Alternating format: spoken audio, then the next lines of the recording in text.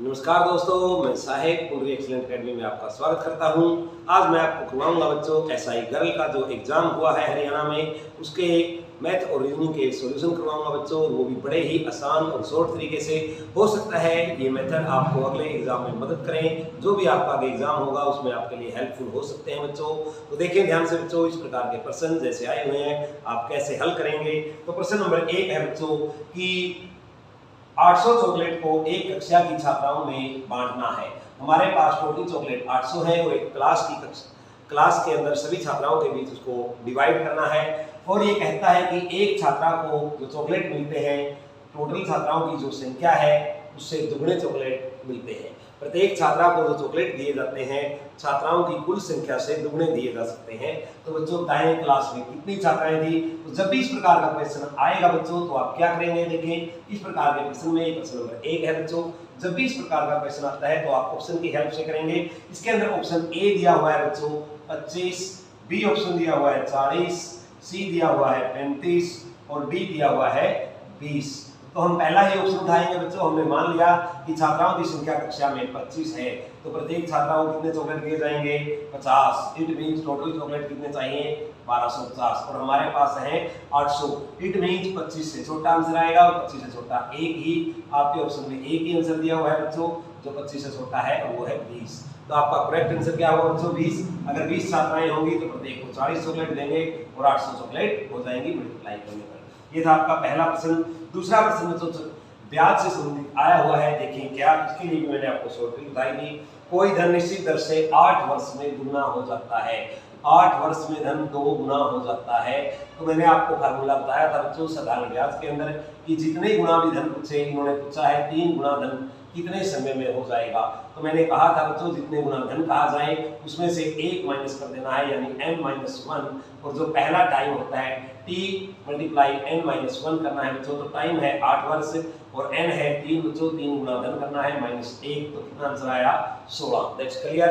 ये short trick मैंने आपको बता रखी है बच्चों पहले क्लास के अंदर, तो ये फार्मूला यूज करेंगे आप। उसके बाद अगला प्रश्न है बच्चों आपका, देखें क्या, यदि 14,500 रुपए साधारण ब्याज पर 6 वर्ष में 21,460 हो जाते हैं तो ब्याज की वार्षिक दर क्या होगी। देखो बच्चों 14,500 रुपए हैं और वो इंटरेस्ट सहित 21,460 हो जाते हैं।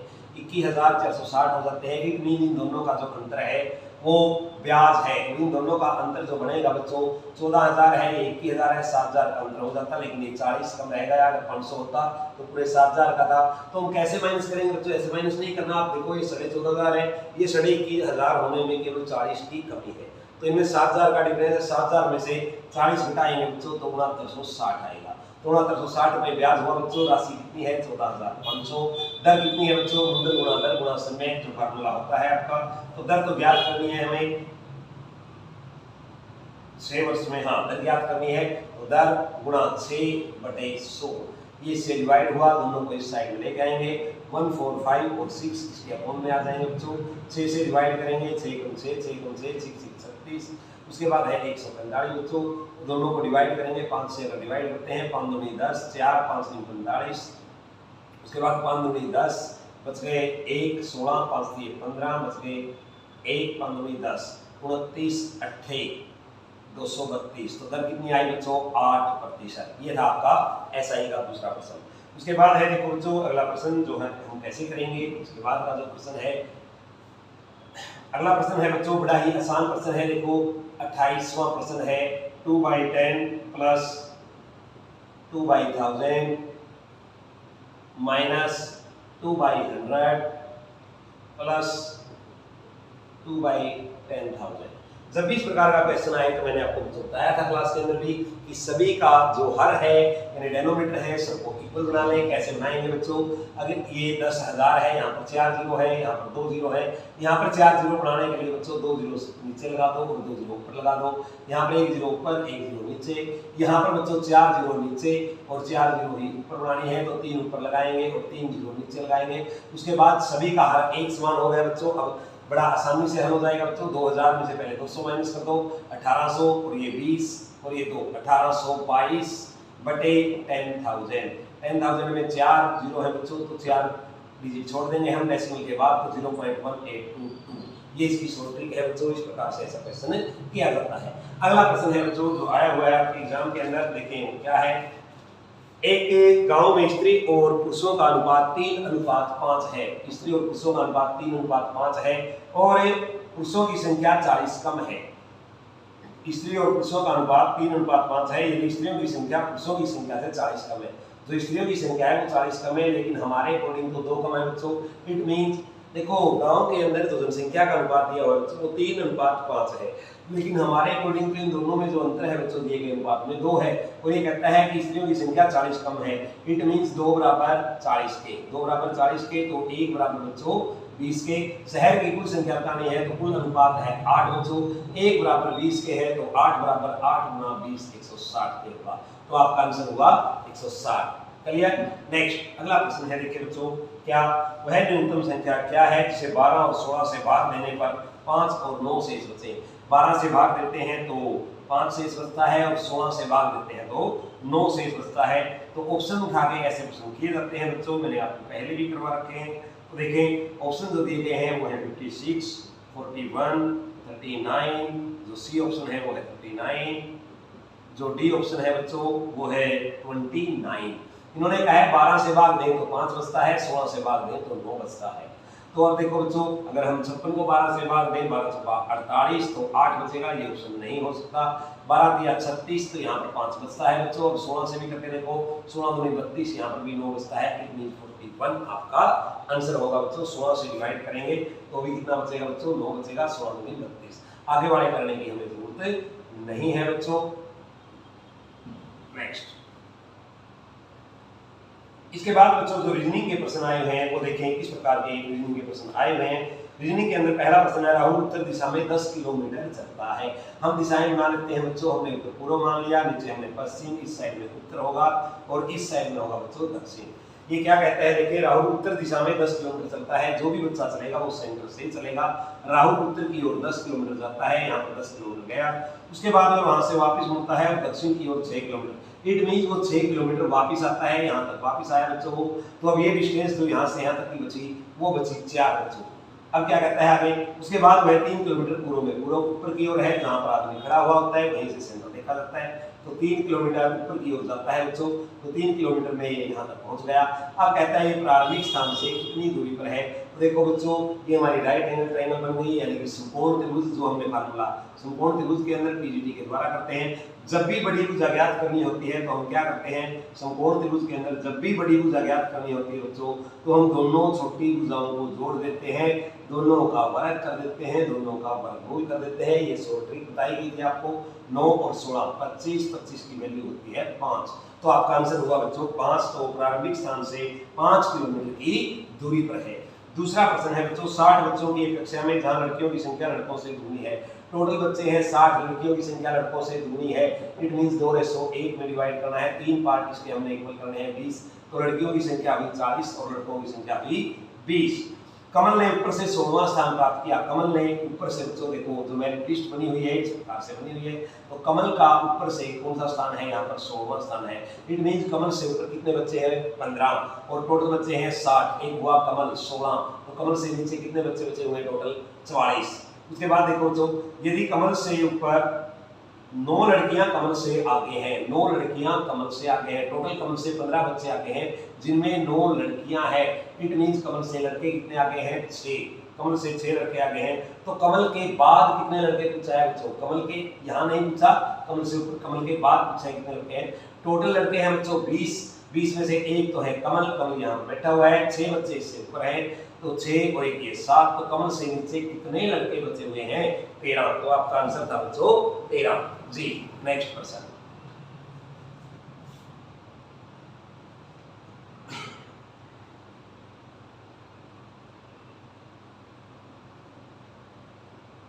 अगला है बच्चों डी बी का भाई है। डी बी का भाई है तो बी को हम एक जगह पर बना लेते हैं। बी का जो भाई है वो डी है। तो बच्चों मैंने आपको रिलेशन वाले क्वेश्चन करते समय बताया था, जब भी आपको किसी का लिंग पता चले, यानी वो जेंट्स है या लेडीज है, तो जब भी आपको लिंग पता चले तो आप उसको मैंने बताया है कक्षा के अंदर बच्चों की, जब भी आप पुरुष बनाए तो आप स्क्वायर के अंदर उसको कवर कर लें, और जब भी महिला पता चले किसी का लिंग महिला है तो उसको हम सर्कल के अंदर कर लेते हैं। अब यहाँ पर कहता है बच्चों बी का भाई है डी, डी बी का भाई है, इट मींस ये जेंट्स है, हमें साफ तौर पर पता चल गया रिलेशन क्या है इसका, भाई है। उसके बाद कहता है एम बी का भाई है, एक भाई और है भी, एम भी है तो बी का ही भाई है, एम और भाई है तो इट मींस क्या है, ये जेंट्स है बच्चों। अब बी क्या है अभी तक हमें पता नहीं, लड़का है या लड़की है। उसके बाद कहता है के एम का पिता है, जो एम के पिताजी हैं, जो एम के पिताजी हैं वो कौन है बच्चों, के। अब पिताजी हैं तो जेंट्स है, श्योर है, स्क्वायर के अंदर बनेगा। और उसके बाद क्या कहता है, देखो जो टी के की पत्नी है, टी है जो के की पत्नी है, ये इसकी पत्नी है, जब पत्नी है तो जो इसको हम किस में बनाएंगे, सर्कल के अंदर बनाएंगे। तो ये महिला है, ये पुरुष है, इनका सबका पता चल गया, हमको सभी के लिंग पता चल गए। अब पूछता है बच्चों बी का टी से क्या संबंध है। इन्होंने पूछा है बी का टी से क्या संबंध है, बी का टी से। इट मीन हमें बी के साथ का लिखा हुआ है, हमें बताना होगा कि बी है जो टी का क्या लगता है रिलेशन में, या क्या लगती है। क्या हमें बी का पता है वो स्त्री है, पुरुष है, नहीं पता तो उसको हम ट्रायंगल के अंदर ले लेंगे। हमें पता ही नहीं है पुरुष है या स्त्री है, तो हम कैसे बताएं बी टी का क्या लगता है। ये इसका लड़का भी हो सकता है, लड़की भी हो सकती है, इट मींस पुत्र भी हो सकता है और पुत्री भी हो सकती है। तो आपका आंसर होगा बच्चों सी, ए व बी, या तो ए या बी, या तो ए या बी, तो सी आपका आंसर होगा इस प्रश्न का बच्चों। नेक्स्ट अगला प्रश्न है बच्चों आपका रीजनिंग का, देखें क्या है अगला प्रश्न। कैलेंडर से संबंधित प्रश्न है, जो कैलेंडर के प्रश्न मैंने आपको करवाए हैं, उसी प्रकार का प्रश्न आया हुआ है। पेपर के अंदर पूछा हुआ है बच्चों 26 दिसंबर 2012 को, 26 दिसंबर 2012 को यदि बृहस्पतिवार था, क्या था बच्चों, बृहस्पतिवार था, तो 6 मार्च 2012 को क्या दिन था। हमें ये याद करना है 6 मार्च 2012 को। अगर हम बैक में चले और इतने दिन काउंट करें बच्चों तो काफी समय लग जाएगा। मैंने आपको एक बात बताई हुई है, एक वर्ष में एक दिन अधिक होता है, लेकिन अगर बीच में लीप का मंथ आ जाए तो 2 दिन अधिक हो जाएंगे। तो बच्चों देखो बीच में 29 फरवरी अगर आ जाती है तो 2 दिन अधिक हो जाते हैं। अब ये 26 दिसंबर है, अगर हम यहाँ पर 26 दिसंबर, क्योंकि ये 26 दिसंबर 2011 के नजदीक है, 6 मार्च 2012, तो 26 दिसंबर 2011 का दिन निकालेंगे बच्चों, तो ये कितने दिन पीछे, नॉर्मली एक दिन पीछे जाते हैं, लेकिन बीच में 29 फरवरी आ चुकी है बच्चों, क्योंकि 2012 लीप ईयर था बच्चों, 2012 लीप ईयर था, इसलिए 2012 लीप ईयर होने के कारण यहाँ पर फरवरी 29 बीच में आ चुकी है। तो हम 2 दिन बैक चलेंगे, यहाँ पर वीरवार है तो 2 दिन पहले क्या था बच्चों, वीरवार से मंगलवार। हमें यहाँ पर दिन पता चल गया बच्चों 26 दिसंबर 2011 का। कई बार स्टेटमेंट दी नहीं होती बच्चों, आपको बनानी होती है, और हमने स्टेटमेंट बनाई 26 दिसंबर 2011 को मंगलवार है। उसके बाद हम इसमें ऐड करेंगे, देखो बच्चों कैसे ऐड करेंगे इसके अंदर। 26 दिसंबर 2011 के बाद जो दिसंबर के दिन बचे वो बचे 5 दिसंबर के दिन बचे बच्चों। जनवरी के अंदर 3 दिन अधिक होते हैं, आप सभी को पता है, 7 चौका 28, 4 सप्ताह पूरे होते हैं, 3 दिन बच गए। उसके बाद फरवरी 2012 है, इसलिए एक दिन इसके अंदर लीप ईयर है बच्चों तो बढ़ेगा। और 6 मार्च को हमें दिन बताना है, तो 6 मार्च तक हम दिन काउंट करेंगे। 6 1 7 3 10 और 5 15 दिन इसके अंदर मंगलवार में ऐड हो जाएंगे। 15 दिन का मतलब है बच्चों 7 से डिवाइड करें 2 सप्ताह 1 दिन, तो 2 सप्ताह को तो छोड़ेंगे हम, एक दिन इसके अंदर ऐड करेंगे। मंगलवार में एक दिन ऐड करें बच्चों तो आपका आंसर होगा बुधवार। क्लियर? ऐसा नहीं है बच्चों कि हर क्वेश्चन की स्टेटमेंट को क्लियर देगा, आपको स्टेटमेंट कई बार से बनानी पड़ती है, तो इस प्रकार से आप इस क्वेश्चन को कर सकते हैं। क्लियर? नेक्स्ट अगला प्रश्न है बच्चों 5:20 पर घड़ी की सुइयों के बीच कितने, दोनों सुइयों के बीच का कोण क्या होगा। तो मैंने घड़ी वाले जो क्वेश्चन कराए थे बच्चों 5:20। यहाँ पर आपको सिर्फ एक ही बात याद रखनी है बच्चों, बहुत से फार्मूले बताए जाते हैं आपको ऑनलाइन क्लासेस में भी, ऑफलाइन क्लासेस में भी, लेकिन मेरे ख्याल से अगर आप ये एक सिंपल फार्मूला याद रखें तो बड़ी आसानी होगी। देखो जैसे घड़ी होती है आपकी, जो आपकी घड़ी है 12 6 3 9, इस प्रकार से घड़ी के अंदर घड़ी की सुइयां घूमती हैं। तो जो घंटे वाली सुई होती है बच्चों, उसको पूरा एक राउंड लगाने में 12 घंटे लग जाते हैं। 12 घंटे का मतलब हुआ 720 मिनट में एक चक्कर पूरा करती है। जब ये 720 मिनट में घंटे वाली सुई एक चक्कर पूरा करती है और 720 में कितने डिग्री का 720 मिनट में एक चक्कर पूरा करती है बच्चों, और 720 मिनट में 360 डिग्री का थीटा बनाती है ये। इट मींस 1 मिनट के अंदर ये आधा डिग्री का थीटा बनाएगी। तो ये याद रखना बच्चों, 1 मिनट में आधे डिग्री का थीटा बनाती है। केवल इतना याद रखो, जो घंटे वाली सुई है वो 1 मिनट में आधे डिग्री का कोण बनाती है। जो मिनट वाली सुई है बच्चों वो इसका एक चक्कर 60 मिनट में लगाती है। इट मींस 1 मिनट में वो 6 डिग्री का कोण बनाती है।